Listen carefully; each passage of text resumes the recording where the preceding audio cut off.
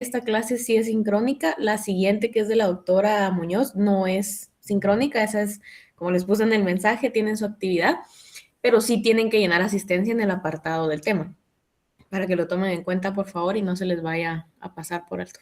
Gracias.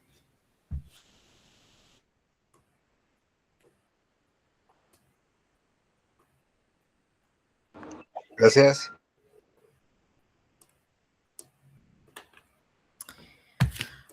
Tengo siempre con esto.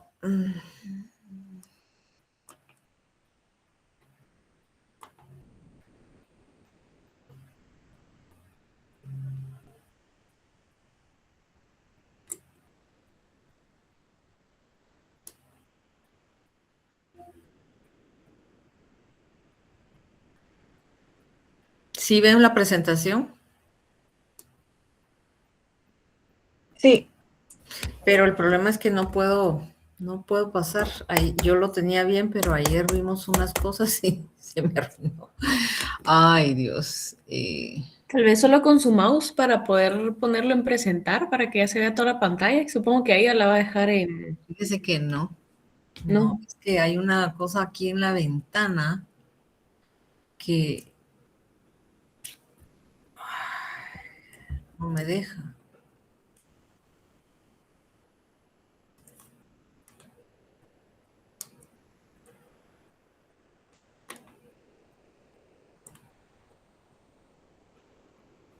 Si no, doctora, también me podría pasar la presentación, compartirme el link, tal vez, y yo le puedo presentar pantalla. Vamos a ver. Voy a hacer un último intento.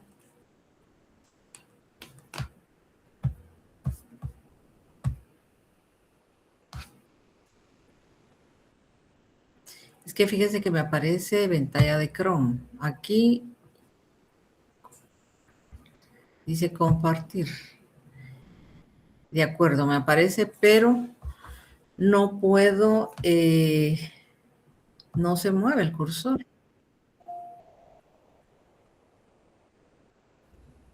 ¿Está usando el de su laptop o el que le pone?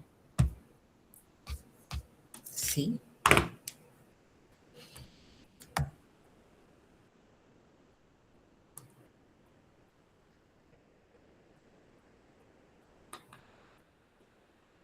Fíjese que no entiendo esto. Es que yo lo tenía ayer, pero ayer Andrea me hizo unas cositas aquí y entonces ya no puedo hacerlo como lo venía haciendo antes.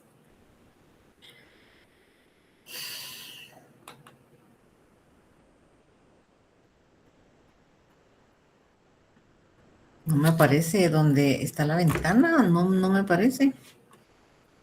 Ay, Dios, le voy a pasar la presentación. Ok.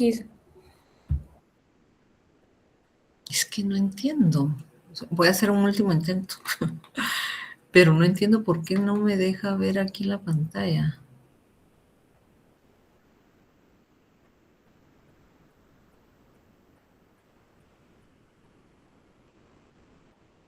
¿Por qué me pasó a pantalla de Chrome?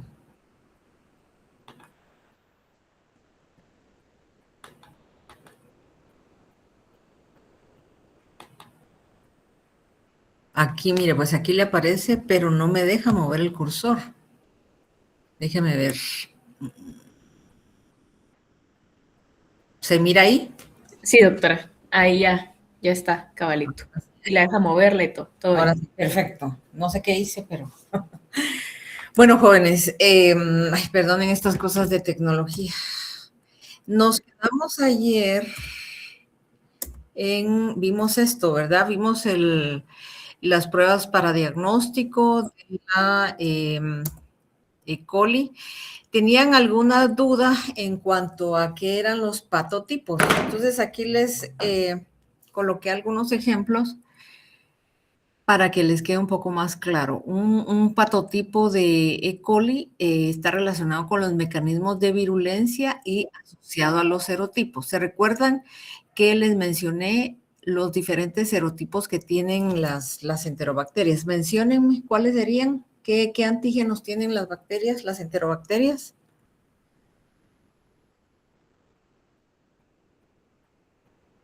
Hola. Para el O, Estaban los antígenos en cápsula como el K88 y los fimbriales como el F18. Ok. Entonces va el K, el antígeno K, el antígeno, ¿qué otro me mencionaron? Los fimbriales, F.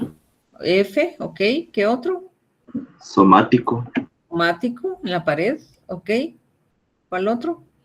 flagelar, El flagelar, ok. Entonces, estos antígenos son muy importantes para serotipificar a las bacterias. Y ahorita estamos hablando de las enterobacterias.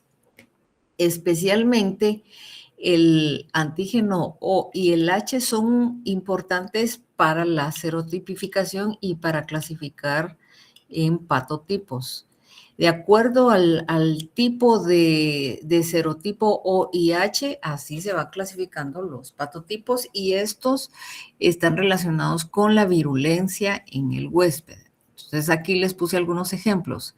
La E. coli enteropatogénica, enterohemorrágica, como la EC, puede ser la STEC y la VTEC, destaca el serotipo O157H7 que ayer hablábamos, ¿verdad? Ha causado brotes muy importantes en humanos y de hecho a este serotipo se le conoció como la enfermedad de la hamburguesa, porque un brote inicial fue comiendo hamburguesas en Estados Unidos y ahí se detectó que no era la E. coli de la microbiota, sino que ya era otro serotipo. Investigaron y pues se detectó que es el O157H7 y a partir de ahí este serotipo ha causado importantes brotes. Otros ejemplos relacionados con esta E.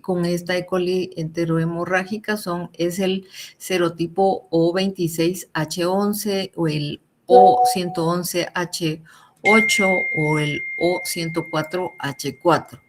Ven que hay muchos serotipos y esos causan daño en el huésped y son los diferentes patotipos. Solo era como para aclarar un poco que les quedara más claro el concepto de lo que es un patotipo. No sé si quedó más claro.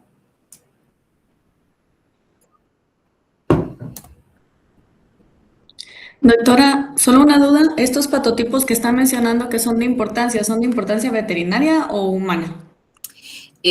Afectan a animales también. Ok, los 3 patotipos. Sí. Ok, listo. Entonces, ya pasando a Klebsiella. Klebsiella también es una enterobacteria que dentro de sus factores de virulencia vemos que tiene cápsula y lo vemos en un agar McConkey, que la colonia es mucoide, brillante y son irregulares. Esto ya nos da una pauta de que tiene cápsula. Esta bacteria tiene antígeno O y antígeno K, el K de la cápsula, ¿verdad? Y el O es el somático. No tiene H porque esta bacteria es inmóvil, por lo tanto carece de ese antígeno. Como es gram negativa, produce la endotoxina, que esto es muy importante. La endotoxina en las gram negativas, ojo, no lo pasen desapercibido porque es un factor de virulencia muy importante.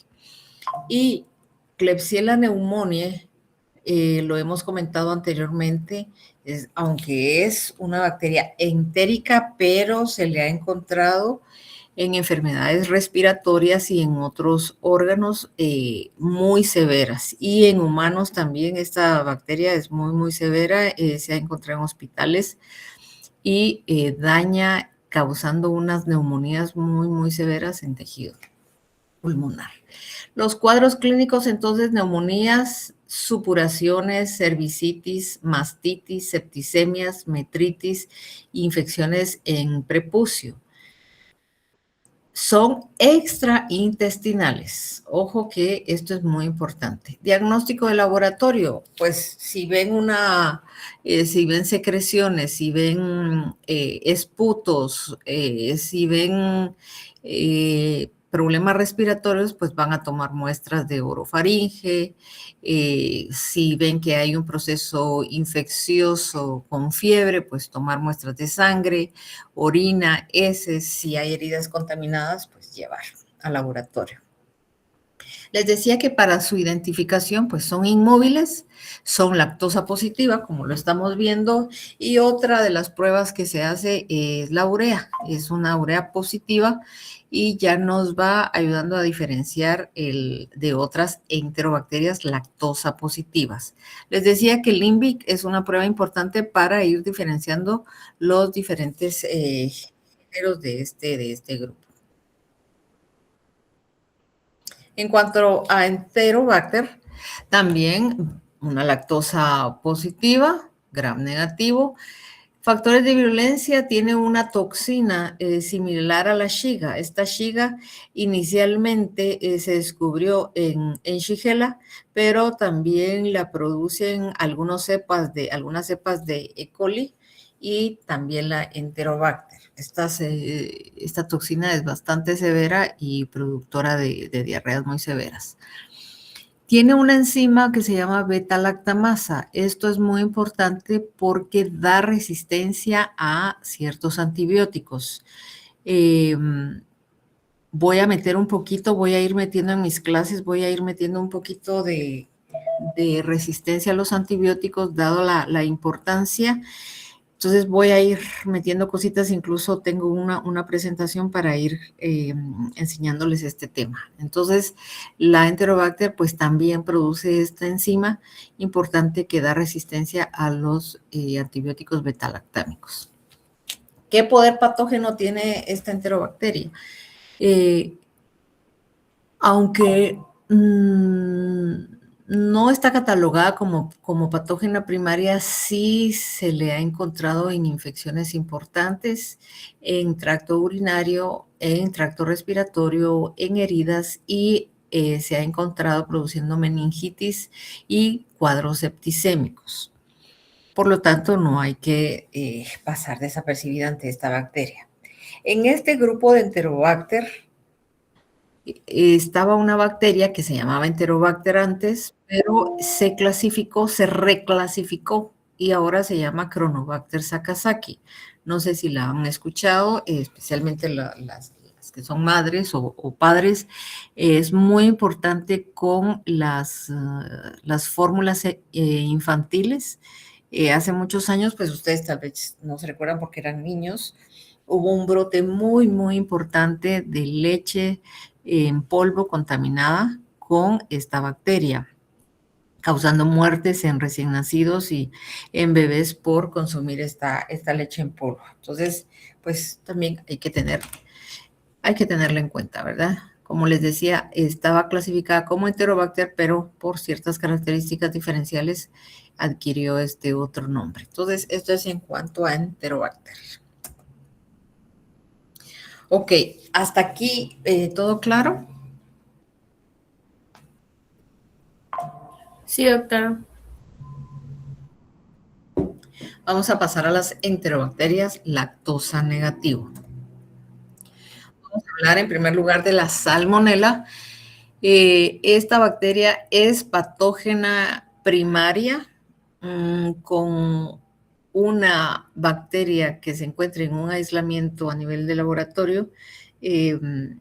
Ya se cataloga como un proceso infeccioso, o si es de un alimento, se cataloga como alimento no apto para el consumo por su grado de patogenicidad. Salmonella se clasifica en un grupo especial. La clasificación es de Kaufman-White, porque esta bacteria tiene muchos serotipos, tiene más de 2.500 serotipos. Imagínense cuando se termina de aislar eso, solo en los grandes laboratorios lograron hacer eso, identificar qué serotipos tiene. Y de acuerdo a eso, la clasificación de Salmonella cambia un poco del resto de las bacterias. Entonces, el género es Salmonella y tiene dos especies. Tiene especie entérica y especie Bongori. La Salmonella bongori es asociada a reptiles. No vamos a tocar esta especie, pero sí vamos a tocar un poquito las otras. ¿Qué importancia tienen estas? Entonces, Salmonella entérica tiene subespecies. En primer lugar, la Salmonella subespecie entérica, y a partir de aquí, de acuerdo a qué serotipo tiene, es decir, qué antígeno O tiene, qué antígeno H tiene, así se le va dando una clasificación, se serotipifica y va adquiriendo ciertos nombres. Entonces, el serotipo Typhimurium está muy, muy diversificado y causa problemas en el humano y también en la mayoría de los animales de sangre caliente. Entonces, generalmente vamos a ver este serotipo el que va a estar afectando. Entonces, recapitulando, género Salmonella, especie entérica, subespecie entérica, serotipos Typhimurium y otros que vamos a ver, y son los que más problemas nos van a causar. Para los que se van a dedicar a reptiles, ya hay subespecies específicas como Salamae, Arizonae, Diarizonae, Eutonae, Indica. Estos generalmente van a afectar a animales de sangre fría, a reptiles, y van a estar ubicadas en el medio ambiente. Entonces, les decía que esta clasificación es de acuerdo a los serotipos que tienen y ¿en qué antígenos se basan? Pues en el O, en el H y también en el antígeno de superficie V. El V lo tienen, por ejemplo, lo tiene Salmonella typhi, para typhi. Estos géneros o esta especie typhi, para typhi A y C, son en humanos. Estas son especies específicas para humanos y el antígeno de superficie V lo tienen estas especies o estos serotipos. No, los demás no, a excepción de otro que lo vamos a ver en la siguiente diapositiva. Hasta aquí, en esta diapositiva, ¿está todo claro? De la clasificación de Salmonella. Sí, doctora. Muy bien. Entonces, ¿qué otras especies tenemos y que son de importancia en veterinaria? Salmonella pulorum, gallinarum, por sus nombres, pues ya se deduce, ¿verdad? Que pulorum afecta a pollitos y Salmonella gallinarum, pues afecta a aves domésticas, ¿verdad? Aves de corral. Tenemos el serotipo Salmonella typhimurium, que es donde vamos a encontrar a la mayoría de animales afectados. Esta Salmonella Dublin, aquí en este serotipo también vamos a encontrar el antígeno de superficie V, solo en el que afecta a ganado bovino y en las de humanos. Por eso, generalmente la serotipificación es del antígeno O y del H. Pero esta sí se encuentra en este serotipo. Esta Salmonella enteritidis, que afecta a humanos y a pollos, y Salmonella cholera suis, que afecta a cerdos.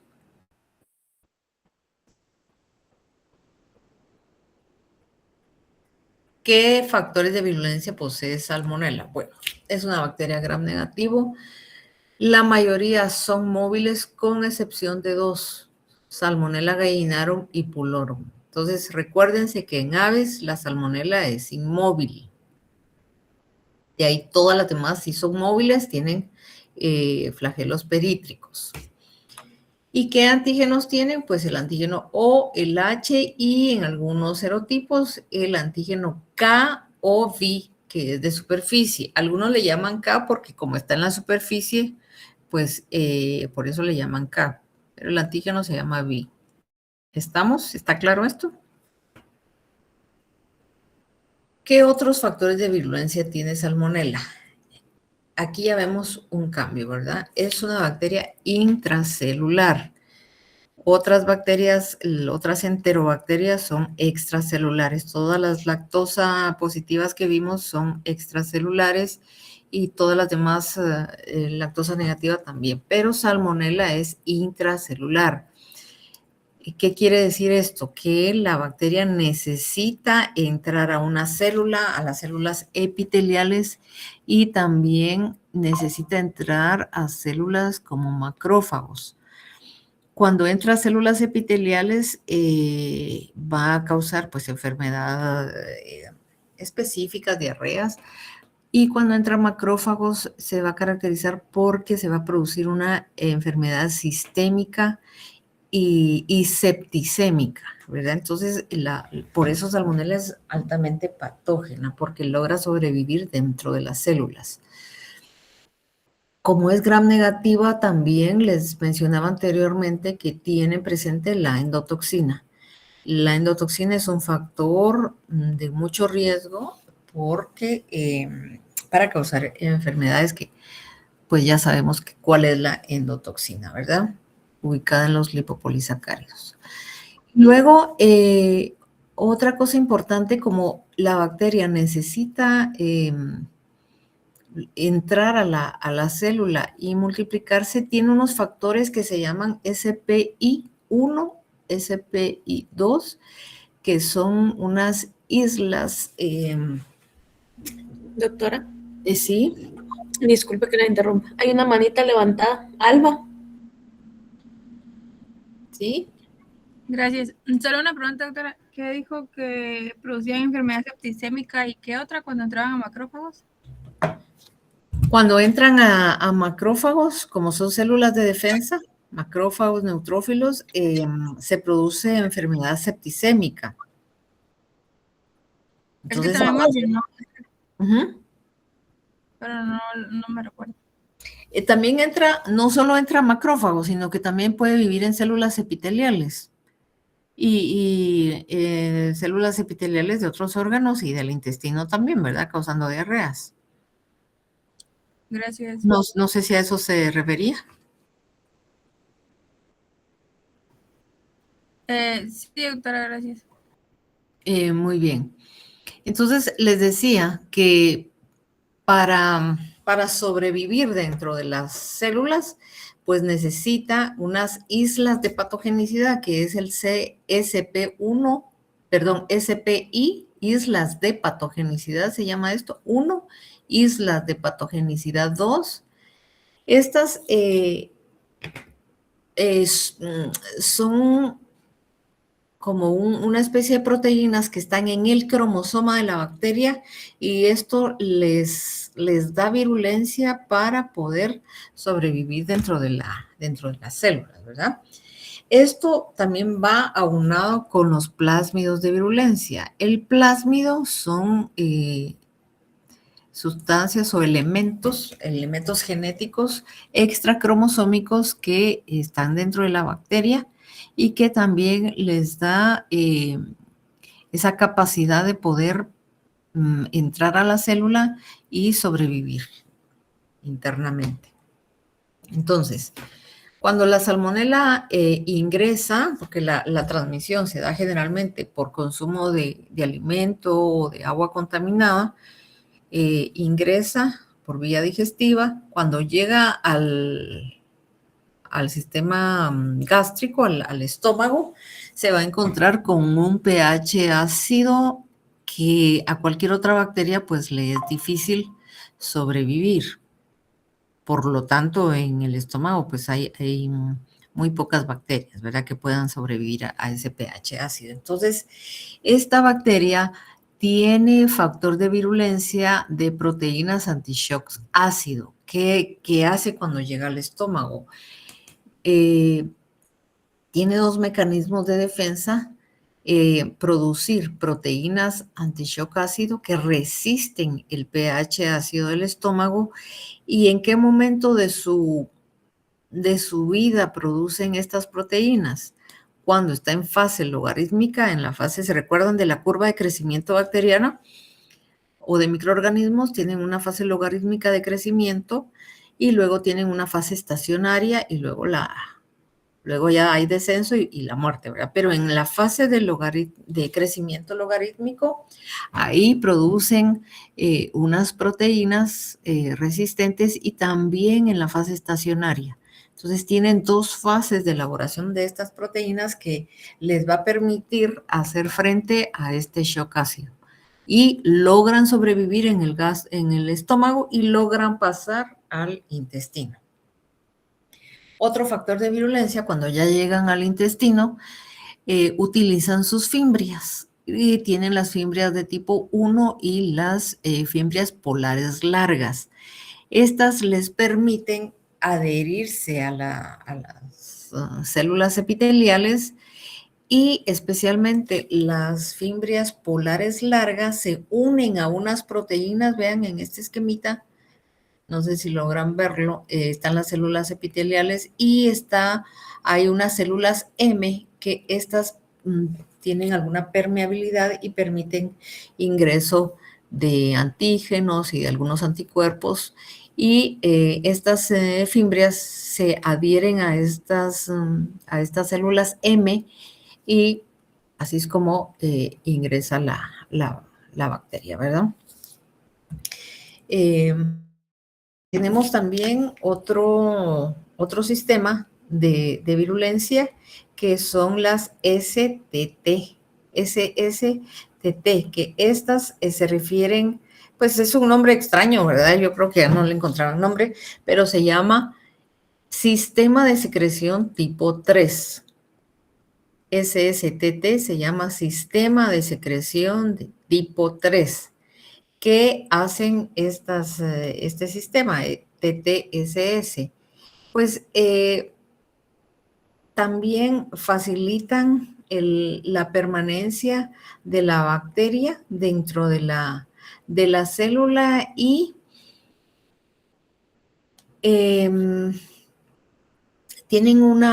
son como unas proteínas como estilo de aguja o un hilo fino, donde a través de ese filamento ingresan factores de virulencia de la bacteria y penetran a la célula.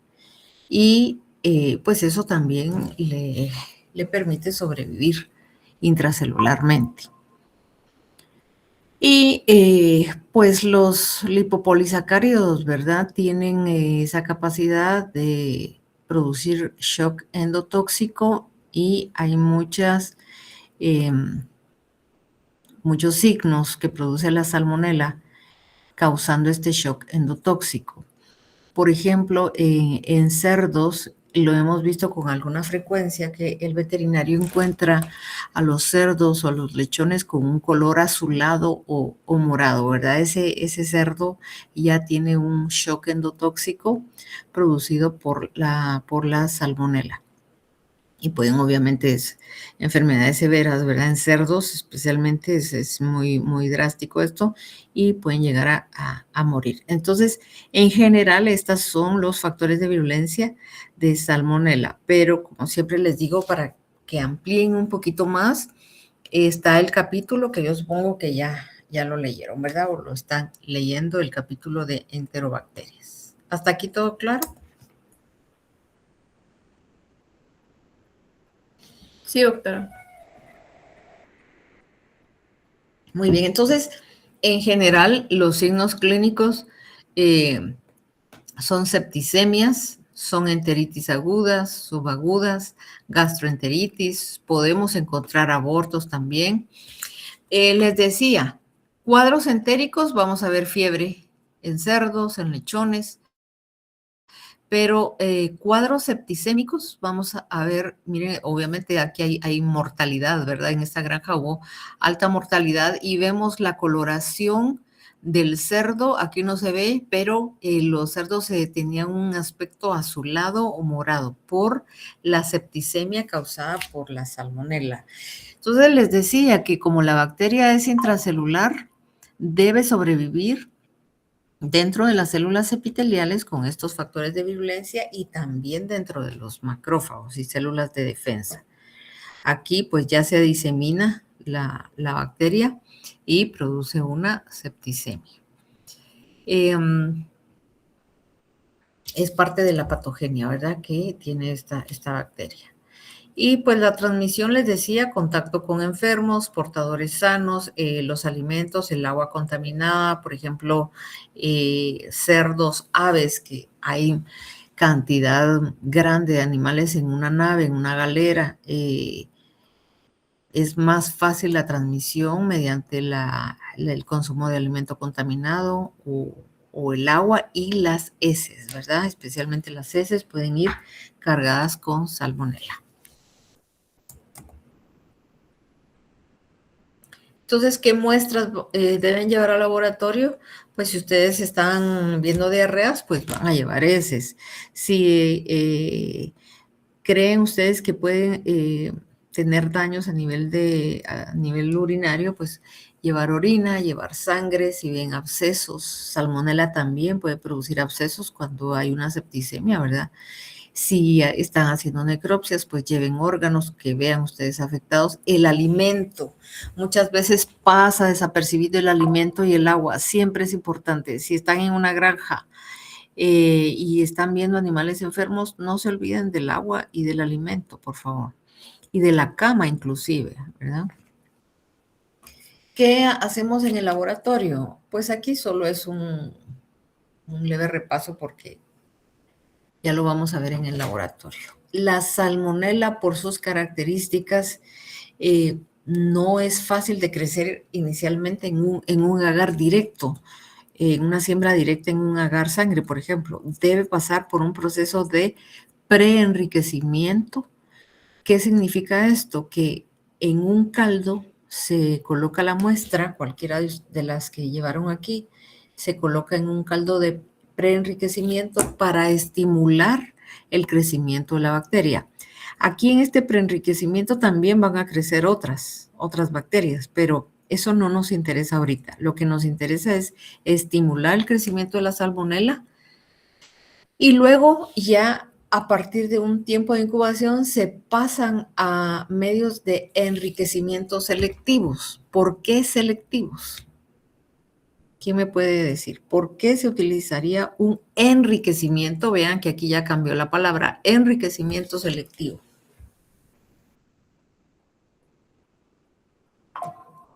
Para que sea propio de salmonela. ¿Ok? ¿Y el resto de bacterias que crecieron ahí?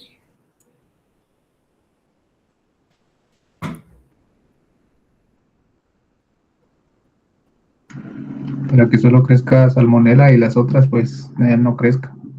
Ok, para ir descartando, ¿verdad? El resto de bacterias que nos hacen ruido en este diagnóstico, utilizamos caldos específicos para estimular el crecimiento de salmonela.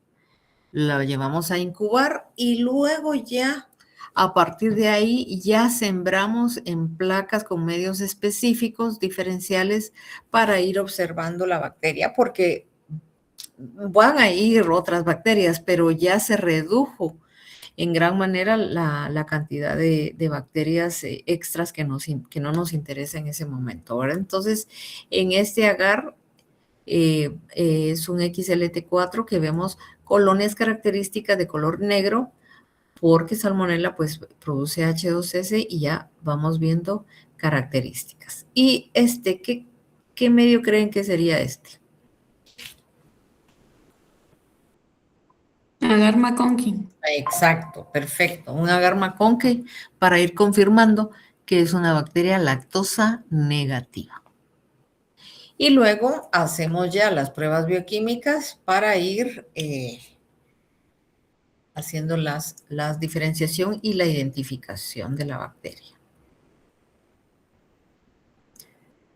¿Con salmonela está más o menos claro? Doctora, ¿Sí? para el preenriquecimiento, ¿cómo qué caldos se podrían usar?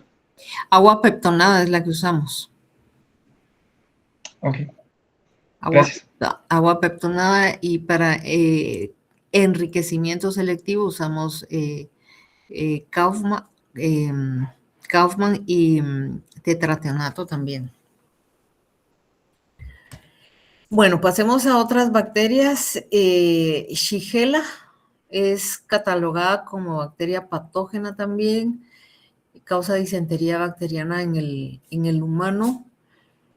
No tiene cápsula, son inmóviles, es lactosa negativa, vean aquí, y factores de virulencia, antígeno O, antígeno K, tiene la toxina tipo AB y produce una neurotoxina, que es la toxina Shiga, les mencionaba anteriormente, ¿verdad? Que inicialmente se logró encontrar la toxina Shiga, primaria en Shigella, pero también la producen otras enterobacterias. Transmisión vía fecal oral a través de agua, leche, alimentos. Y patogenia, pues afecta a humanos, pero también afecta a animales en cautiverio. Por eso se los doy aquí porque quizás no es tan frecuente en animales, pero sí se ha encontrado en animales silvestres, en cautiverio, y pues también, porque es importante también porque puede contaminar el agua y los alimentos. Yersinia también es una bacteria lactosa negativa, también catalogada como patógena primaria, y especies: Yersinia enterocolítica, pseudotuberculosis, son móviles. Yersinia pestis es inmóvil y Yersinia pestis tiene una tinción bipolar con GIMSA a partir de tejidos y también son intracelulares facultativas. Entonces también, aunque no es muy frecuente, pero sí no hay que descartarla y sí puede causar enfermedades importantes. En gatos, por ejemplo, la peste felina, Yersinia pestis. En humanos afecta la Yersinia enterocolítica, alimentos contaminados, agua contaminada, alimentos refrigerados. Hace poco hubo una noticia, no recuerdo qué bacteria, no sé si ustedes la vieron, que es una enterobacteria también, pero que contaminó los sistemas de aire en un lugar. No sé si alguien escuchó la noticia, pero no recuerdo la bacteria, si alguien la tiene ahí a mano, pero es una enterobacteria que contaminó los aires acondicionados. Eso es importante también. Muchas veces no se toma en cuenta los aires acondicionados o los sistemas de ventilación de las granjas de aves, especialmente. Esos sistemas internos de ventilación pueden estar contaminados con bacterias. Se analiza todo menos el aire, la ventilación. Entonces pónganle ojo también porque eso puede causar muchos brotes. Yersinia, el serotipo O9, reacciones positivas. Ojo también. La prueba rosa de Bengala que detecta es para brucelosis, producida por Brucella abortus. Es una prueba de rutina que se hace en todos los países. Aquí la trabajamos. Y Yersinia especialmente puede producir una reacción cruzada. Y se le puede decir al cliente, mire, sus vacas salieron positivas a brucelosis. Y pues dentro de los lineamientos del MAGA y de todo país, a partir de que una vaca sale positiva, habría que eliminarla del hato. Claro que haciendo otras pruebas confirmativas, ¿verdad? Porque la rosa de Bengala es una prueba de tamiz o de screening para ir monitoreando los datos. Entonces, esta bacteria, a veces, pues la vaca tiene alguna infección que pasa desapercibida por Yersinia y tiene una reacción cruzada. Y se puede sacrificar a la vaca y tal vez era una reacción cruzada. Pero no solo Yersinia, sino también alguna otra bacteria gram negativa. ¿Por qué? Porque hay cruce con el serotipo O. Y entonces el serotipo O reacciona con el antígeno de la prueba y da una reacción de aglutinación positiva y es una prueba cruzada positiva, que es en este caso sería una falsa positiva, ¿verdad? Hay que tomarlo en cuenta cuando ustedes ya estén trabajando en el campo y asegurarse, les decía, los monitoreos son muy importantes para que ustedes sepan el comportamiento de su hato. Cuando ustedes ya observan, ay, estas vacas me están saliendo positivas, ¿por qué? Bueno, hay que analizar por qué están dando positivas y no dar por sentado, son positivas a brucelosis, hay que eliminarlas, ¿verdad? ¿Está claro esta diapositiva? Una pregunta. Ujú. Dijo que la enterocolítica, pseudotuberculosis y pestis eran intracelulares facultativas. Sí. Ok, gracias. Ujú. Doctora, la bacteria del brote que usted dijo de aire acondicionado, la única que me recuerdo es la legionela, pero no es enterobacteria. Sí, legionela es gram negativa. Ujú. Ok. Sí, muy bien, gracias, Libertad. Sí, pero no sé en dónde fue el brote, Libertad, no sé si fue aquí o en otro lugar. Se la debo, creo que, no, fue en Nueva York, en Torres de Enfriamiento. Sí, exacto, sí, fue en Nueva York. Nueva York, sí, es gram negativo. Bueno, Proteus, les decía, es una enterobacteria patógeno oportunista, pero sí ha causado problemas importantes en vías urinarias. Se le ha encontrado muy frecuentemente, también produce septicemias. Las sondas, miren, todas las sondas de alimentación, todas las vías artificiales de respiración, hay que cambiarlas y si el paciente está constantemente con alguna sonda, hay que cambiarlas para evitar esta contaminación. Infecciones oculares también, si ustedes observan una secreción purulenta en el ojo, muchas veces es Proteus el que está causando el problema. Permítanme. Aló. Bien, gracias. Estoy en clase. Contame. Solo quería saber que tengo una dispuesta porque ya lleven hace unos días y no sé cómo van. Yo le digo a Frené. Gracias. Bueno, perdónenme, jóvenes, porque como no tengo aquí la presentación, no me dio tiempo de apagar el micrófono. Bueno, entonces, ¿qué me pasó aquí? Les decía, pues hay infecciones muy, muy severas a nivel ocular y también infecciones nosocomiales. Les decía lo de las vías por sondas, esas hay que cambiarlas constantemente porque la bacteria llega ahí muy fácilmente. Vemos aquí, hay dos especies importantes, Proteus mirabilis y Proteus vulgaris. Se caracteriza porque produce un swarming, miren como que fueran olas, van creciendo en olas, y el olor es característico, es muy desagradable y el problema de esta bacteria es que cuando se toma una muestra y Proteus está contaminando también, que tal vez no es el patógeno principal, hay otro patógeno, pero una vez crece el Proteus, crece encima de otras bacterias y altera. Es muy difícil lograr aislar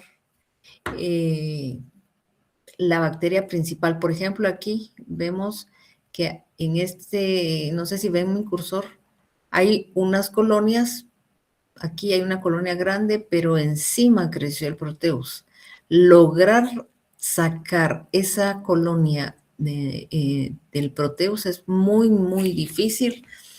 Han habido algunos mecanismos que se recomiendan para laboratorio, nosotros lo hemos intentado, pero no, es muy difícil. Entonces hay que hacer muchos aislamientos y la toma de muestra debe ser muy buena para evitar estas contaminaciones. Entonces, esto es muy característico si ustedes ven en un agar sangre, no en otro medio, no en un McConkey. En un McConkey vamos a ver una bacteria lactosa negativa, pero en un agar sangre sí vamos a observar este swarming que es bien característico. Doctora, una duda. ¿Sí? La importancia entonces de la Proteus vulgaris no es tanto a nivel de que cause infecciones, sino que es contaminante de muestras comúnmente. No, las dos, ambas cosas. Se vuelve patógeno oportunista y sí puede causar problemas, causar septicemias, le decía los de las sondas y las sondas de alimentación están contaminadas o de respiración, están contaminadas con Proteus, va a causar una neumonía, por ejemplo. Va a causar septicemia, va a causar problemas, infecciones urinarias en ojos. Pero también contamina a nivel de cultivos, también van a contaminar y eso nos va a afectar el diagnóstico del patógeno principal, ¿verdad? Ok, pero son ambas.